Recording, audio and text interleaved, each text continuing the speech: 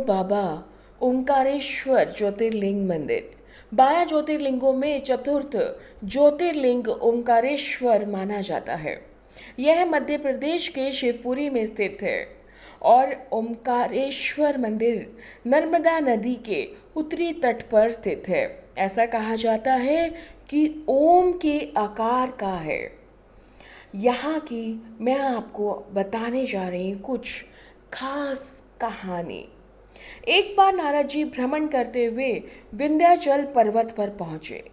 वहाँ पर्वतराज विंध्याचल ने नारद जी का स्वागत किया, यह कहते हुए कि सर्वगुण संपन्न हूँ, मेरे पास सब कुछ है, हर संपदा है। नारद जी के समक्ष पहुँचे। नारद जी ने विंध्याचल के पर्वत का अभिमान देखा, उसकी बातें सुनी। एक लंबी सांस ली नारद जी ने और चुपचाप खड़े रहे।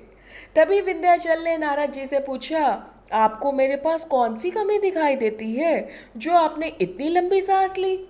तब नारद जी ने कहा, तुम्हारे पास सब कुछ है पर सुमेरु पर्वत से ऊंचे नहीं हो। अब नारद जी तो नारद जी हैं। उस पर उन्होंने कहा कि उस पर्वत का भाग देवताओं के लोकों तक पहुंचा हुआ है। सुमेरु पर्वत का जो भाग है वो देवताओं के लोकों तक पहुंचा हुआ है और उसका जो शिखर का भाग है तुम वहां तक भला कैसे पहुंच पाओगे? ऐसा कहकर नारद जी वहां से चले गए।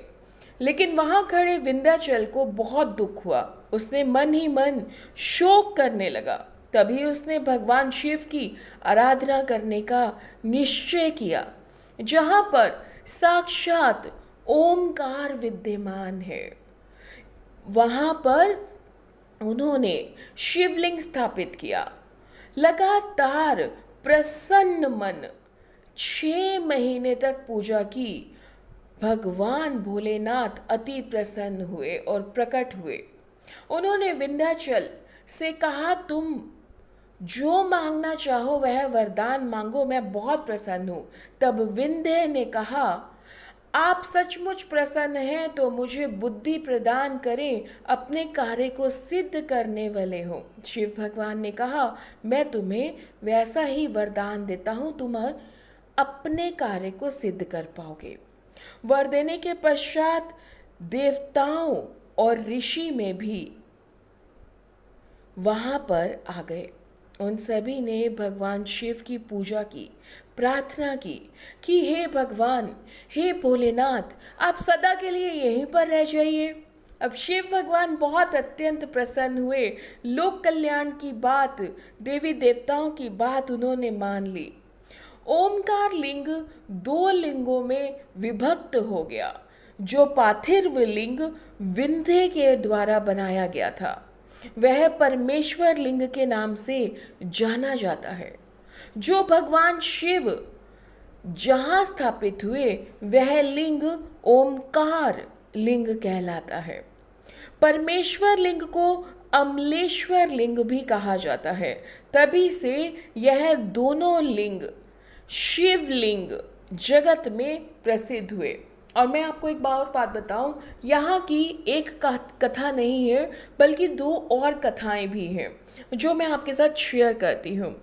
एक अन्य कथा है कि राजा मधांता इस पर्वत पर घोर तपस्या करके भगवान शिव को प्रसन्न किया। तपस्या से शिव भगवान अत्यंत प्रसन्न हुए, प्रकट हुए। राजा मधांता ने भगवान शिव से यही कहा कि सदा आप यहीं विराजमान रहें। तब से शिव भगवान वहीं विराजमान है। इसीलिए इस नगरी को ओंकार मधांता भी कहते हैं। इस क्षेत्र में 68 तीर्थ स्थल हैं। ऐसा कहा जाता है कि यहाँ 33 करोड़ देवी देवता निवास करते हैं। यहाँ नर्मदा जी में स्नान करने का विशेष महत्व है और नर्मदा जी के दर्शन मात्र से सारे पाप दूर हो जाते हैं। तीसरी अन्य कथा भी मैं आपके साथ शेयर करती हूँ कि एक कथा और यह भी है यहाँ के ज्योतिर्लिंग के बारे में कि एक बार देवों और दानवों के बीच युद्ध हुआ। दानवों ने देवताओं को पराजय कर दिया। देवताओं को यह बात सहन ना कर सके। निराश हो गए, शिव भगवान की शरण में गए, पूजा की, अर्चना की। शिव भगवान प्रसन्न हुए देवताओं से, देवताओं ने अपना दुख बताया और तभी शिव भगवान अत्यंत प्रसन्न हुए और ओंकारेश्वर ज्योतिर्लिंग में स्थापित हुए। दानवों को पराजय किया भोलेनाथ ने। इसी मंदिर में कुबेर ने भगवान शिव का शिवलिंग बनाकर तपस्या की थी और वे शिव भक्त थे। उनकी इस भक्ति से प्रसन्न होकर शिव भगवान ने उन्हें धनपति बनाया था। भगवान शिव ने अपने बालों से कावेरी नदी उत्पन्न की थी जिससे कुबेर ने स्नान किया था। यही कावेरी नदी ओमकार पर्वत की परिक्रमा करते हुए नर्मदा नदी में मिलती है। इसे ही नर्मदा कावेरी का संगम कहते हैं। आदि शंकरा गुफा के बारे में एक कथा प्रचलित है कि इस गुफा में आदि शंकरा अपने गुरुजी गोविंद पदाचार्य जी से मिले थे। आज के समय में भी यह गुफा शिव मंदिर के नीचे स्थित है जिसे आदि शंकरा की छवि देखने को मिलती है और इस पावन स्थल पर भूमि पर कदम रखते ही भक्तगणों के सभी संकट दूर हो जाते हैं।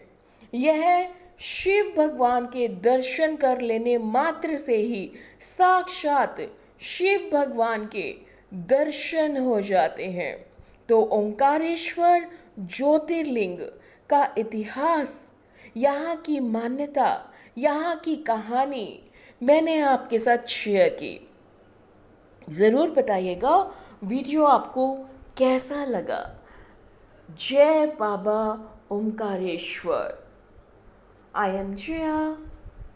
चैनल को सब्सक्राइब ज़रूर करें ऐसे ही रोचक वीडियोस के लिए।